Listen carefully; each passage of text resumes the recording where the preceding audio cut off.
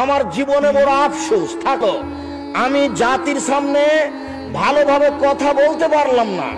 যারা মিথ্যা কথা বলে তাদেরই সংখ্যা, তাদেরই জনতা লক্ষ হাজারো কোটি। যারা বিবেচনা করতে পারে না, বিবেচনা করে বলে না, কেসা কাহিনী দিন কাটাই, তাদেরই জনতা লক্ষ কোটি। আমরা জাতির সামনে ভালোভাবে দাঁড়াতে পারলাম না, এমনিতেই চলে যেতে হবে এটা মনে করছি। এরপরে বলছি, পরিস্থিতি যা, যেইভাবে বক্তব্য চলছে, যেইভাবে সামাজিক অবস্থা, তাতে বক্তব্য দিয়ে ইবাদত করে বিচার মাঠে জান্নাত পাবো এটা আমার মনে বলে না।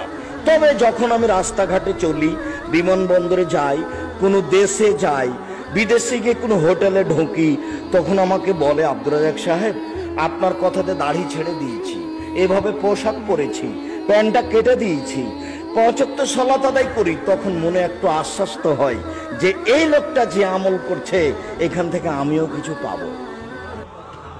আমি আসলে আপনার আমল